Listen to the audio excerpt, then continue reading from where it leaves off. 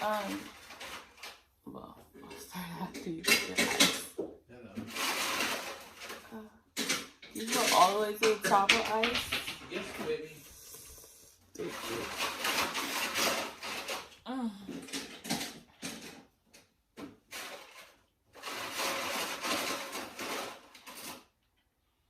That's all new ice?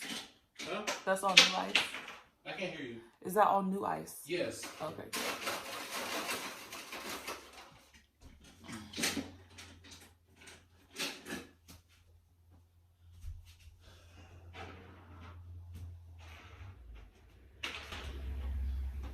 Okay. So I wanted to come on. Well, no, not I wanted to come on. So I wanted to give an update on the anatomy scan. I ended up going to my second appointment, and it was exactly what I thought. They made me redo the entire scan. It was a whole nother 2-hour appointment.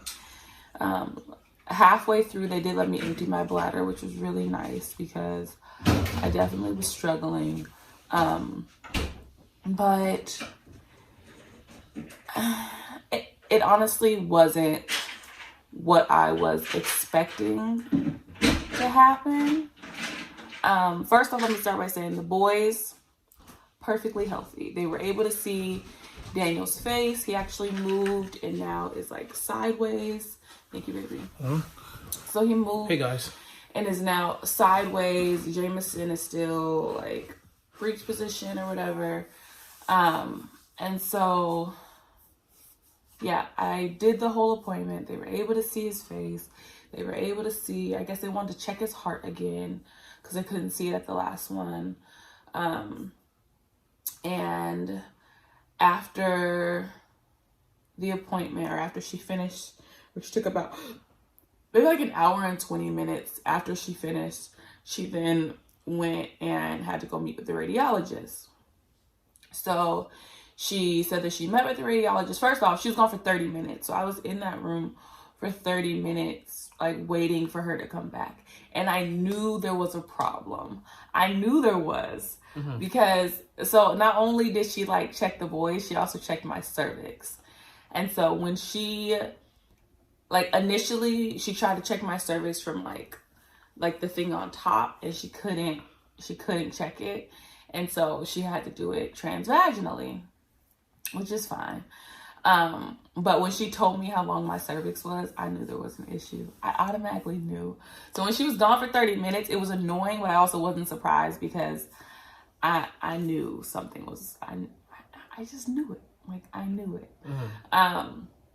So yeah, so she's gone for 30 minutes. Last time when she came back, she was like, the boys are fine. You're free to go. Somebody will call you in like a couple of days with the results. This time, that did not happen.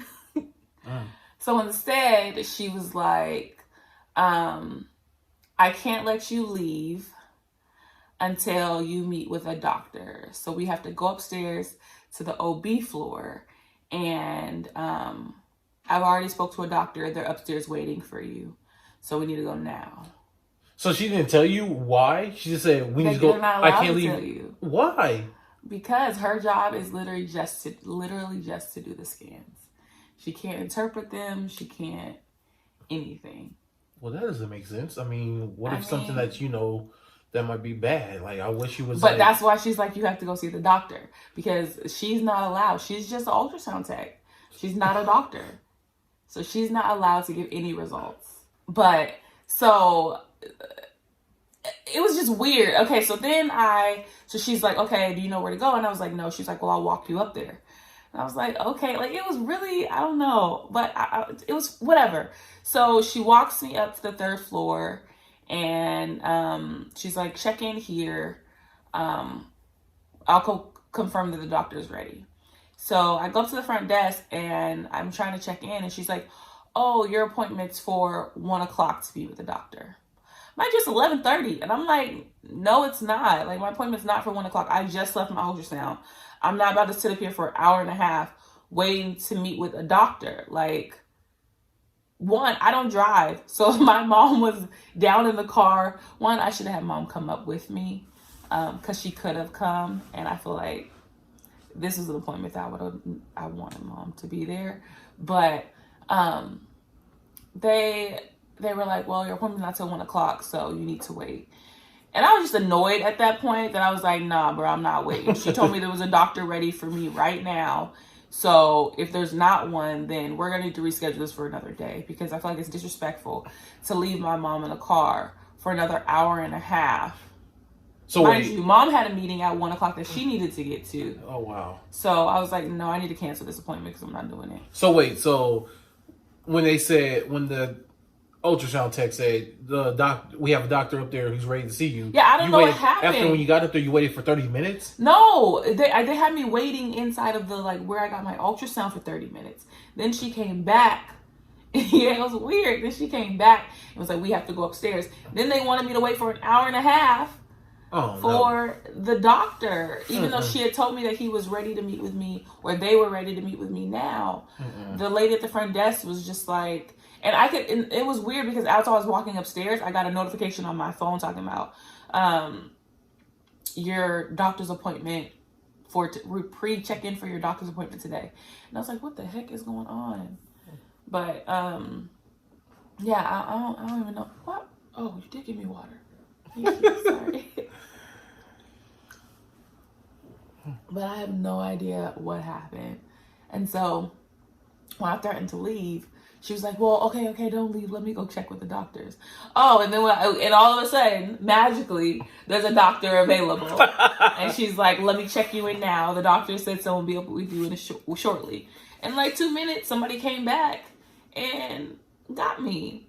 So I'm like, y'all be playing games, first off. Okay, but anyway, all of that's beside the point. Okay, let me tell you what happened. So I get back and I meet with the doctor, and she's explaining to me that my cervix is shortening. So at my 18-week appointment, my cervix was 5 centimeters long. I don't know if a centimeters is 5. Maybe 5 centimeters. It was 5 something long. And then at my next appointment, which was at 22 weeks, when I first did my anatomy scan, it was 3.2 centimeters. And then at this appointment, which was at 25 weeks exactly, my cervix is now 1.8 centimeters. And so in the matter of 6 weeks or 6 to 8 weeks, it shrunk down 4? It shrunk down 3.2. Dang. Yeah. So my cervix is shrinking, and they don't know why. And I don't know. It was really, I was looking for, and I emailed my doctor afterwards because I didn't get to meet with my doctor because I got my scan done at a different office that was just closer to my house. And I don't know. I emailed my doctor afterwards because I feel like there should be more that they could do. Because she told, the way she was talking to me was like, what this means is that you can go into preterm labor, and so you need to be on the lookout. So she was like, here's things to avoid: heavy lifting, a lot of walking, strenuous activity, essentially stand your butt and don't do nothing. Which I was like, okay, so bed rest, that's fun. I've already been doing that, so I can keep doing that. But she also was like, yeah, you may end up going into preterm labor, so be on the lookout for contractions that are fine. I was like, we are not having the contractions conversation. These babies are not coming. Like when you say I can go into preterm labor, you mean soon? And she was like, that's a possibility if your cervix continues to shorten. And I'm like, I can't accept that. I 100% cannot accept that. I can't. And so, yeah, she was like, be on the lookout for contractions that are 5 minutes apart for an hour. Da, da, da, da, da. And then she also said, be on the lookout for your water breaking. And she said something else, but I just don't remember, because I was just like, this is not a conversation that I expected to be having at 25 weeks. it just wasn't a conversation I was expecting to have at 25 weeks. But so you said after the appointment, you immediately emailed your doctor, right? Yeah, I emailed her because I did some research, and there are some things that you can do. I don't know if they're gonna do it to me, because I don't know. But there's like this cervical stitch where they can like stick you shut. What? Listen, if we got these boys in here, this is a stitch that they can do that'll sew your butt shut and make sure the babies don't come out. Listen, Jesus. you want? I don't want to. Of course, I want. In the NICU. I know. I don't. Because, okay, I want our boys to come out healthy. Yeah, of course. And so we need to keep them as long as possible. Yeah. So I saw email. I was like, listen, can you just sew me up? She hasn't gotten back to me yet, so we'll see. But in regards to why my cervix is shortening, she couldn't really give me an answer. She was like, we'd be more concerned if it was a singleton pregnancy and thinking about maybe having an incompetent cervix, like a cervix that just, it don't work and it shortens and there's issues with your cervix. She was like, we don't really think that there's any issues with your cervix. They more so think that because I have twins, there's a lot of like pressure, and the pressure is pushing and shortening my cervix. Especially since for a while Daniel was head down, and when I would go and get scans, his head was literally on my cervix, to where the tech had to like try to like tickle him or like wiggle the little thing on him to try to see if he would move. He wouldn't. And so there's a lot of pressure on my cervix from having both babies in there. And so she said that they see it sometimes in twin pregnancies, and so it could just be what it is. She also said it could stop shortening and could resolve itself, and we just don't know. We just don't know. So the boys, they're perfectly fine. They're perfectly healthy. They're beautiful, gorgeous. I love them. My boys. But the issue is with me. I am unhealthy. And I'm on the struggle bus. So that's fun. But yeah. So the boys are good. But I just have to take it easy to make sure they stay in there for a lot longer. At least 10 more weeks. At least 10. Good morning. All right. At least 10 more weeks. And so we got this. Mm-hmm. Adam is on board with knowing that he has to take care of me. Mm-hmm. My sister is cooking extra meals. She lives 5 minutes down the street, so she cooks extra meals for him to be able to pick up, so that he doesn't have to stress about trying to cook dinner every night. And so she's been a godsend.